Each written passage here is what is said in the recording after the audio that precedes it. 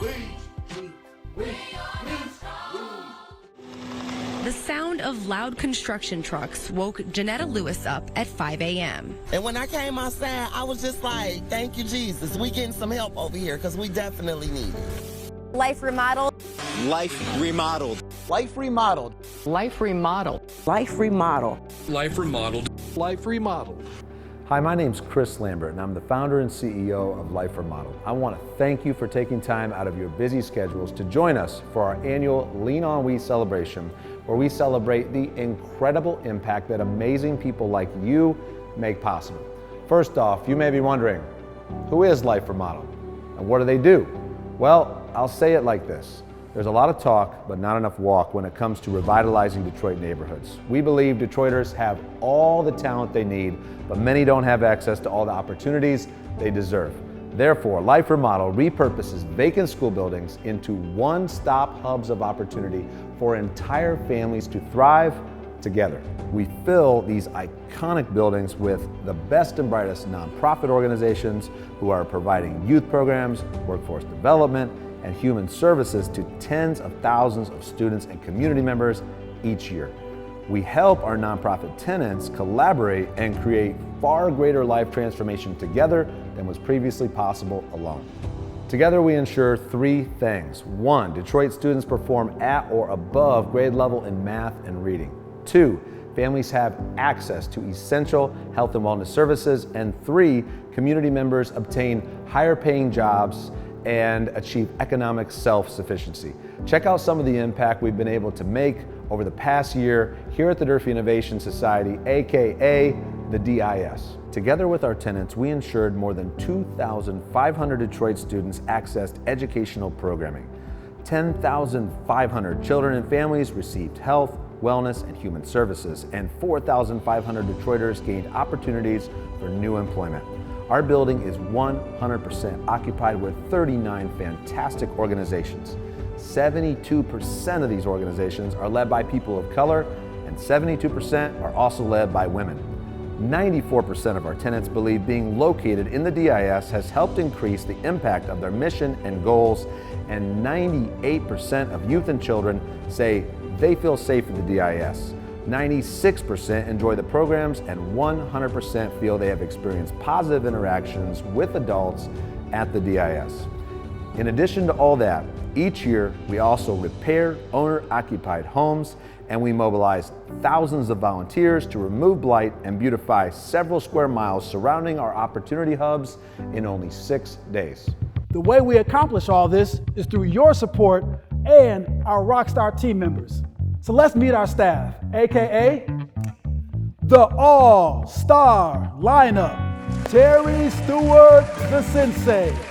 Wisdom, empathy, knowledge. All of these are essential ingredients for being the opportunity and events navigator. She's the master at pointing people in the right direction at the Durfee Innovation Society. Grant G Money Howington. He's our bookkeeper, and he keeps us tight all day and all night. He watches everything down to the penny, and he makes the money make sense.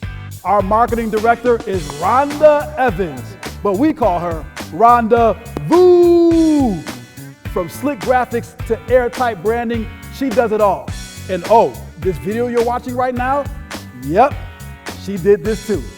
The artiste, better known as Jake Williams. Our maintenance tech does more than just fix what's broken at the DIS. He transforms every part of this building into a work of art. Mwah! Magnifique. Stefan Quixie. We call him ice cold, but he has a heart as warm as the sun, which is why he is our Youth and Community Engagement Director. He uses that warm passion for the people to keep us connected to the people. Enough said. Brookie is our very own Brooke Adams, our philanthropy director extraordinaire. For some people, more money only equals more problems, but not for her. She makes sure the money we receive from amazing people like you goes towards solving problems and changing lives.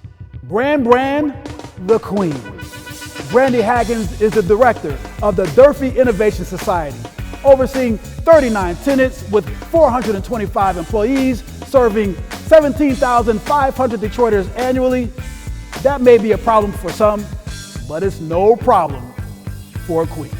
Ding, ding, ding. Chris Lambert, AKA Lambo. That's our CEO. He's our visionary, our motivator, and our spark plug. For him, difficult takes a day, impossible takes a week. All this while being a servant leader for us all. That's why where he goes, we're all willing to follow. Audrey Cox is always thinking out of the box.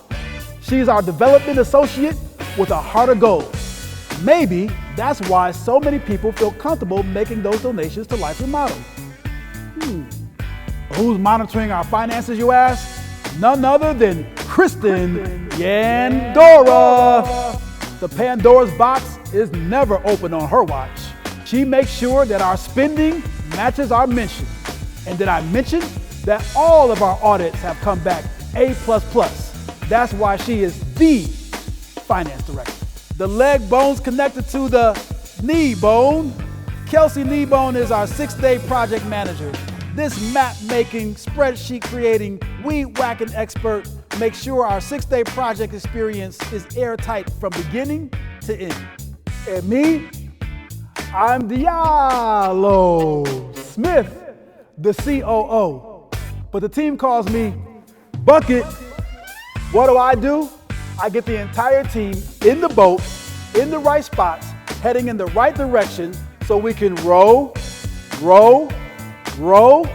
to get Life Remodeled from here all the way to the moon. Teamwork makes the dream work. So we're gonna end this with Lean On We on 3, okay y'all? Here we go. 1, 2, 3, Lean On We! Life Remodeled loves honoring our larger donors and recognizing their generosity by placing their names on sides of buildings and unique rooms, or by listing them on our donor walls. However, what about those whose contributions to our missions may not be financial, but are equally as valuable, like the mentor who answers every single phone call, or the student who uplifts her classmates and encourages them to get involved? Or what about the lifelong Detroiter who overcame adversity and is now dedicated to giving back to his community? These individuals are doing some serious heavy lifting when it comes to the emotional and exhausting work required to build stronger communities. And through our Lean On We series, we'll be highlighting several difference makers who are used to working behind the scenes even though they actually deserve the spotlight. As you listen to pieces of their stories, I hope that you are inspired to join them alongside us at Life Remodeled as we tackle life's challenges together, because we all need somebody to lean on. When my mom tricked me, I was like, this is the most coolest place ever. The first thing I went to Durfee was violin. When I go to Durfee, I'm like, the fun place. I'm always interested in the community. So when I went there was dust flying everywhere. There was workers putting in walls, tearing down walls, laying cable, pipe, you name it. I said, I'd like to see the gym. Beautiful, just what they had done to convert that old building was awesome. I mean, it's just amazing, you know.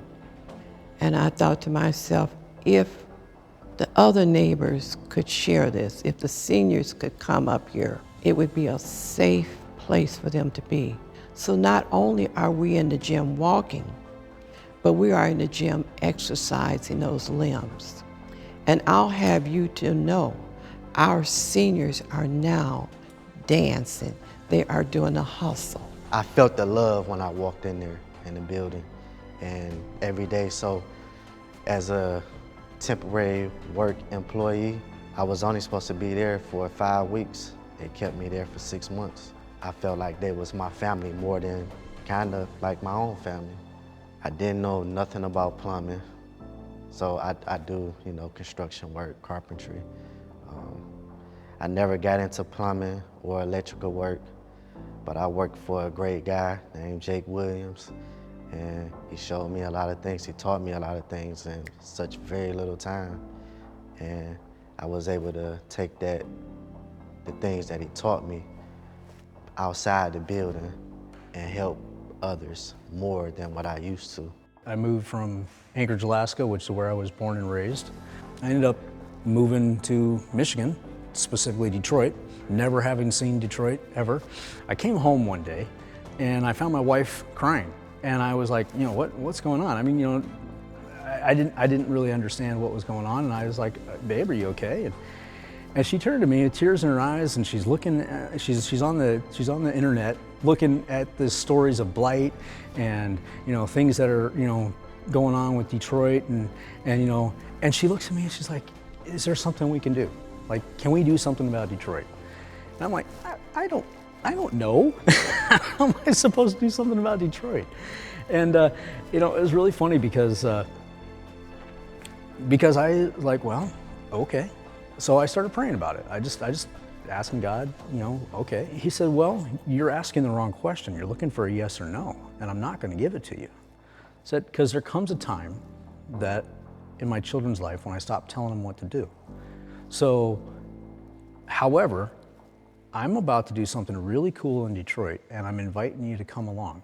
Do you want to come? I love the DIS. My favorite thing to do at the DIS is go to the basketball court and go to the arcade.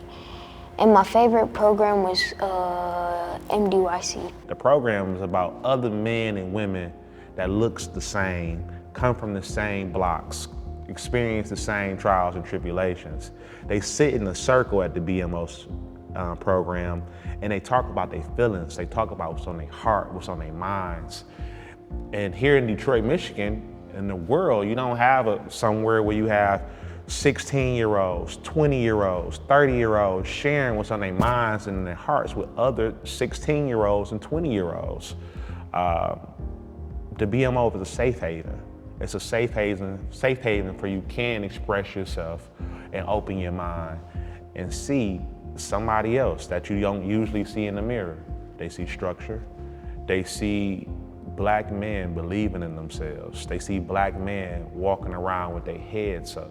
They see Black men seeing that they can be more than just basketball stars and football stars. They see Black men believing that they can be lawyers, doctors, presidents. They see Black men not trying to destroy their neighborhoods, but they see Black men trying to build their neighborhoods. That's my success story. My success story is every Black man that comes in there, every person, I don't care if you're Black, white, yellow, every person that comes through those doors, once they leave, they look at the world totally different. My little brother, he wanted to play football, and it was at the DIS, so my mother, she took us, and basically she put us in a program there. I thought it was gonna be a little crazy because, I didn't know nothing about it, but then it came out cool.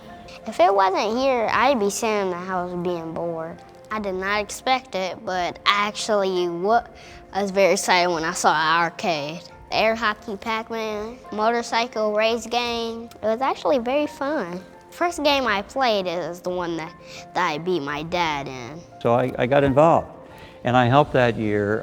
That was the first 6-day project, I think. I'm near the curb, and an old car came by. It was a very tired car. As I say, it was hot. The windows were all down. If this car had air conditioning, it probably didn't work because the windows were all down. And the driver of the car was an older man, African American, and he pulled the car up kind of to the wrong side of the street, so the driver's side was near the curb where I'm standing. And I looked up, not knowing what to expect. Excuse me, I still get a little emotional about this. He leaned out the window a bit and said, "Thank you, brother," and drove on. At that moment, I knew I was doing something more than just something nice. I could come into his neighborhood and be accepted for what I was doing, for trying to help. Thank you, brother.